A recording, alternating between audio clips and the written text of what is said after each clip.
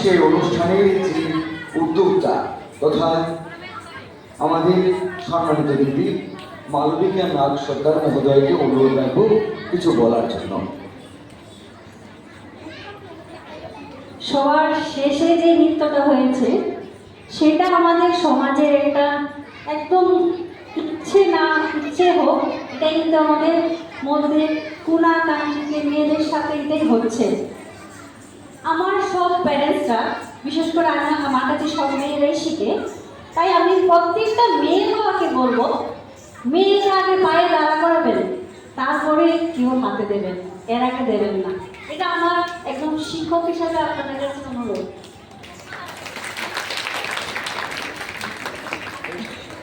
আমি অনুরোধ রাখবো আমাদের উদয়পুর শহরের একজন প্রতিষ্ঠিত বাচিক শিল্পী শ্রী তনয়দীপ রায় মহোদয়কে একটু মঞ্চে আসার জন্য। আমি অনুরোধ করছি শ্রী তনয়দীপ রায় মহোদয়কে আমাদের আজকের অনুষ্ঠানে একটু মঞ্চে আসার জন্য।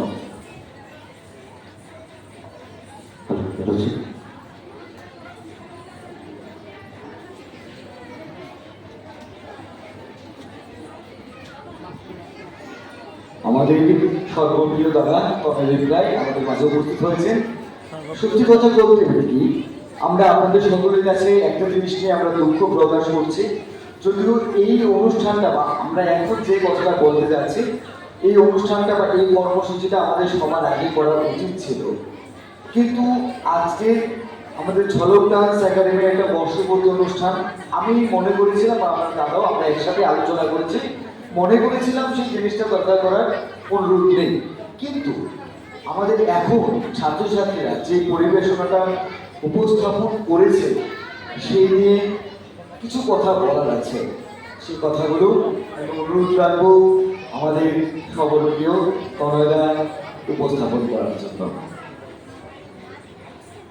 আজকে আমাদের প্রথমেই যে বিষয়টা বলছিলাম, আমরা হয়তো অনুষ্ঠানের শুরুতে শিবক যেটা বললো আমরা হয়তো দরকার ছিল অনুষ্ঠানের শুরুতেই সেটা করা, কিন্তু অনুষ্ঠান চলাকালীন মুহূর্তে আমাদের অতিথিবর্গরা ছিল, আমরা আলোচনা করেছিলাম, নিজেদের মধ্যে আলোচনা হচ্ছিল।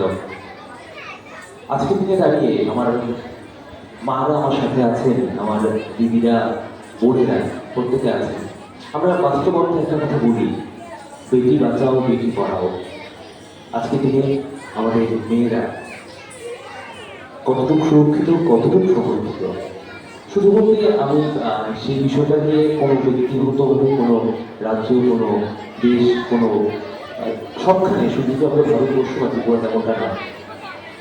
আজ একটি অকাঙ্ক্ষিত ঘটনা আজ থেকে কিছুদিন আগে আমাদের দেশের একটি প্রান্তে ঘটে গেছে, আমাদের প্রত্যেকের অবগত আছে আমরা, যেটা নিয়ে সারা দেশ আজ সরব।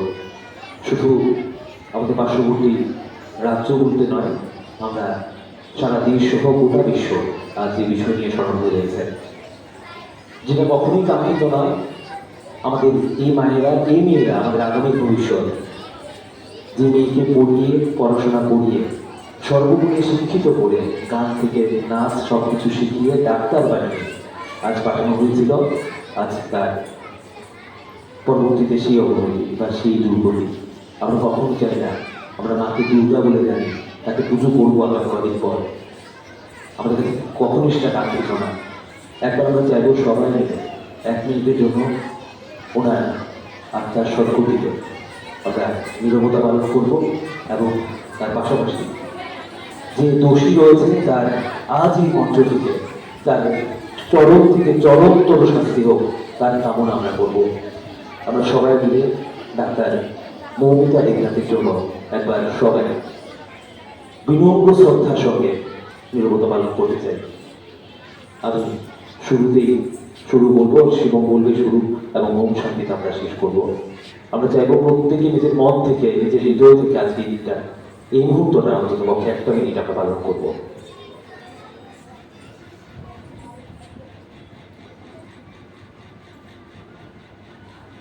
শুরু।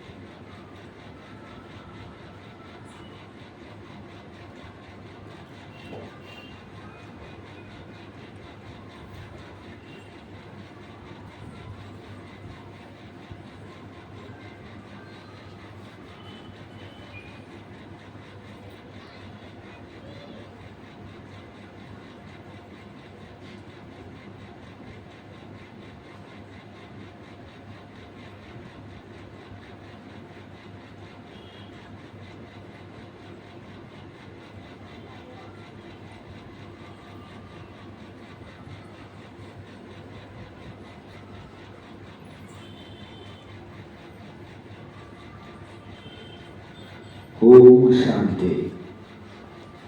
শুধুমাত্র নীরবতার মধ্য দিয়ে আমরা এই যে জঘন্যতম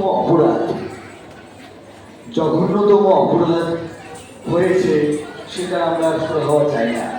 আমরা চাই প্রকৃত দোষী যারা আছে তাদের একদম নিকৃষ্টতম যত অপরাধের যা শাস্তি হয় সেই শাস্তি হোক। আজকে ঝলক ডান্স একাডেমির বার্ষিক অনুষ্ঠানের মঞ্চে দাঁড়িয়ে আমরা এই আহ্বান রাখছি, যারা প্রকৃতপক্ষে দোষী তাদের যত নিকৃষ্টতম শাস্তি দরকার হোক সেই শাস্তি হোক, সেই আশা আমরা সকলে রাখি। আমরা আপনার অনুষ্ঠান মঞ্চে যারা আছে এবং আপনার অভিভাবকরা যারা আছেন সবাই এই আশায় রাখছি। এবং তাদের মধ্য দিয়ে আজকে ঝলক ডান্স একাডেমির অনুষ্ঠানে যে সাংস্কৃতিক অনুষ্ঠান পর্ব তার আমরা সমাপ্তি করছি। এবার শুরু হচ্ছে যারা ঝলক ডান্স একাডেমির শিল্পীরা আছেন, ছাত্রছাত্রীরা আছেন, তাদের হাতে আমরা এবার ক্রমে শংসাপত্র তুলে দেব।